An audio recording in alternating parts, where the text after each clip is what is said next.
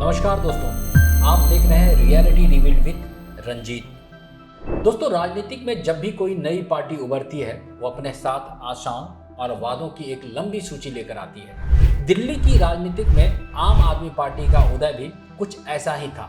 भ्रष्टाचार के खिलाफ लड़ाई और जनता के हितों की रक्षा का दावा करते हुए इस पार्टी ने जबरदस्त समर्थन हासिल किया। लेकिन समय के साथ इस पार्टी की छवि और वादों की सच्चाई लोगों के सामने आने लगी।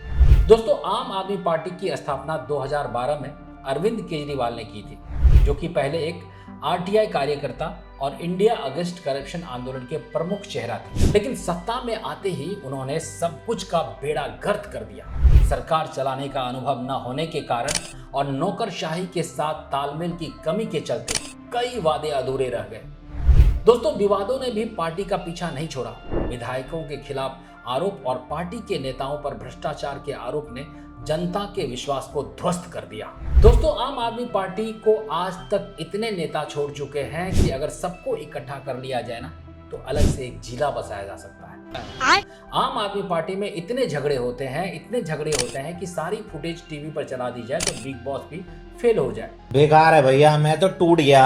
और आम आदमी पार्टी ने आज तक इतने यू टर्न लिए हैं कि अगर सारे यू टर्न्स को जोड़ लिया जाए ना तो पूरी पृथ्वी को 3 बार केजरीवाल जी के मफलर से बांधा जा सकता है। और ये सब हम नहीं कह रहे हैं, ये सब दिल्ली की जनता कह रहे हैं।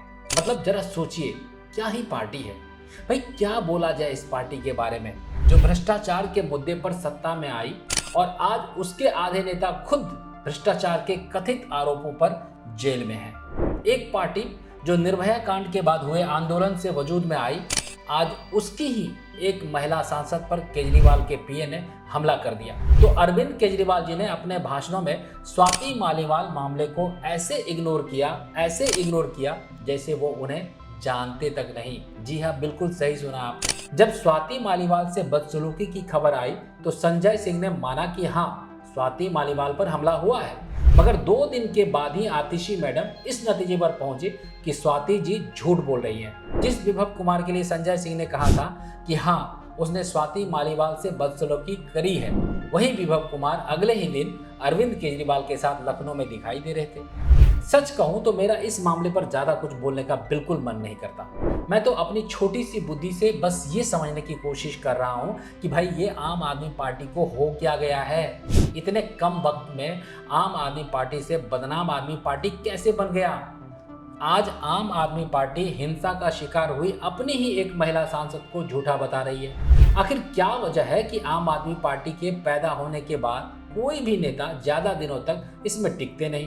दोस्तों, आखिर ऐसी क्या वजह है कि पिछले कुछ सालों में योगेंद्र यादव से लेकर कुमार विश्वास तक और कपिल मिश्रा से लेकर पार्टी को शुरू करने वाले प्रशांत भूषण तक एक एक करके सब पार्टी छोड़कर चले गए हैं। और क्या पता, शायद जल्द ही स्वाति मालीवाल जी भी पार्टी छोड़कर चली जाए। दोस्तों, आम आदमी पार्टी के साथ आज जो हुआ है ना या हो रहा है, उसके लिए वो खुद ही जिम्मेवार है। लेकिन आरोप लगाना कोई इनसे सीखे।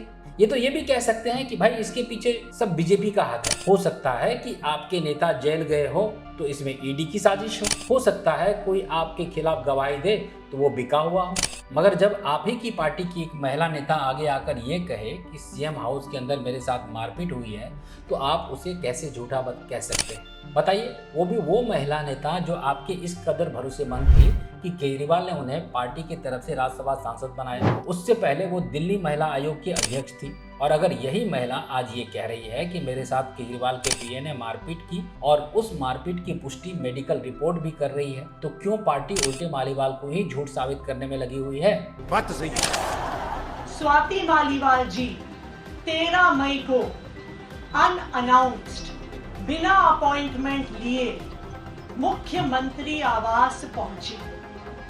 उनका इरादा था कि मुख्यमंत्री पर आरोप लगाया जाए। जबकि स्वाति मालीवाल कोई 1-2 साल पहले आम आदमी पार्टी से जुड़ी नहीं है, बल्कि स्वाति मालीवाल और विभव कुमार दोनों एक दूसरे को 20 सालों से जानते हैं। एक वक्त पर विभव मनीष सिसोदिया के एनजीओ में कबीर में काम करते थे और स्वाति मालीवाल केजरीवाल जी की संस्था परिवर्तन को लीड करती थी। दोनों के ऑफिस भी आसपास में थे। केजरीवाल जी ने स्वाति मालीवाल के टैलेंट की हमेशा कदर की। तभी तो उन्हें 2015 में दिल्ली महिला आयोग के अध्यक्ष बनाया गया और फिर संसद बनाकर राज्यसभा भेजा गया। स्वाति मालीवाल ने अपनी पुलिस कंप्लेंट में ये बताया है कि कैसे विभव कुमार ने उनके चेहरे पर मारा, छाती पर हिट किया और उन्हें घसीटा, उन्हें गालियां दी। उन्होंने जब ये कहा कि मैं पीरियड से हूँ, फिर भी उनकी पिटाई की गई। इतना ही नहीं, बाद में स्वाति मालीवाल के मेडिकल रिपोर्ट में भी पता लगा कि उनके शरीर में 4 जगह चोट का निशान है। और ये सब पार्टी के किसी छुटभैया नेता के साथ नहीं, बल्कि पार्टी की महिला सांसद के साथ हुआ है, और वह भी खुद मुख्यमंत्री के घर पर। इसके बावजूद अगर सीएम इस पर कुछ बोले नहीं तो हैरानी तो होगी ना। अरविंद जी, स्वाति मालीवाल के मामले में अभी तक आप कुछ बोले नहीं है। आपके ओर से आपके साथ में स्वाति मालीवाल के मामले में अभी तक आपने कुछ कहा नहीं है। आम आदमी पार्टी के नेता एक तरह से दावा कर रहे हैं कि स्वाति मालीवाल के साथ कुछ नहीं हुआ, वो बीजेपी के हाथों बिक चुकी है। मगर सवाल यह है कि पिछले सालों में जो कई नेता आम आदमी पार्टी छोड़कर गए हैं, क्या वो सब बिक चुके हैं? पार्टी को शुरू करने वाले प्रशांत भूषण से लेकर विश्वास तक, जब उन्होंने पहले पार्टी छोड़ी तो क्या भी वो बीजेपी के हाथों बिक चुके थे? कुमार विश्वास जो अन्ना आंदोलन के टाइम से केजरीवाल के साथ जुड़े थे, वो भी पार्टी के संस्थापक सदस्य थे। टीवी और सोशल मीडिया पर पार्टी की सबसे स्ट्रॉन्ग वॉइस के साथ अगर आज वो केजरीवाल के साथ जुड़ने को अपनी सबसे बड़ी गलती मानते हैं, तो क्या वो भी बीजेपी के हाथों बिक चुके हैं? मगर जब आपकी ही महिला नेता को ही इस कदर पीटा जाए और उस पर पार्टी का मुखिया ही कुछ ना बोले, तो फिर सवाल तो उठता है। दोस्तों, शराब घोटाले में जब मनीष सिसोदिया से लेकर संजय सिंह और केजरीवाल जी से लेकर कई नेता जेल गए, तो एक बात बार बार दोहराई गई कि हम झुकने वाले नहीं हैं, बीजेपी हमें डरा नहीं सकती। मगर एक सच ये भी है कि शराब घोटाले में केजरीवाल जी की गिरफ्तारी के बाद 21 मार्च को जब आम आदमी पार्टी इसके विरोध में अलग अलग जगहों पर प्रोटेस्ट ऑर्गेनाइज किया, तो आम आदमी पार्टी के 10 में से 7 सांसद इन प्रदर्शनों में दिखे ही नहीं। गजब बेइज्जती है। लेकिन हकीकत यह है कि जिस वक्त आम आदमी पार्टी के मुख्यमंत्री जेल में थे, उस वक्त पार्टी के 10 में से 7 सांसद उसके पक्ष में एक भी लाइन नहीं बोल रहे थे, उनके फेवर में सड़कों पर नहीं आ रहे थे। दोस्तों, जब इंडिया अगस्त करप्शन के बाद जब आम आदमी पार्टी बनी, तो वो सिर्फ एक पॉलिटिकल पार्टी नहीं, बल्कि करोड़ों भारतीय के लिए एक इमोशन थी। भारतीय राजनीतिक में बदलाव की एक बड़ी होप थी। वो एक ऐसा मोमेंट था जिसका हिस्सा बनने के लिए भारत और विदेशों से लोग अपनी बड़ी बड़ी नौकरियां छोड़कर आप में शामिल हुए। मगर जिस तरह इतने कम वक्त में ही उनमें से ज़्यादातर लोग पार्टी छोड़कर चले गए और पार्टी के कितने नेता जेल चले गए, बहुत तकलीफ देने वाला था। शराब घोटाले पर आम आदमी पार्टी का कहना है कि उसके खिलाफ एक साजिश है। हम इस मामले को छोड़ भी दें तो पिछले सालों में आपसे जुड़े कई नेता जेल गए। सत्येंद्र जैन आज तक हवाला और मनी लॉन्ड्रिंग में 2 सालों से जेल में है। अमानतुल्लाह भी 2022 में जेल गए और सोमनाथ भारती जी भी घरेलू हिंसा के मामले में केस दर्ज हुआ था।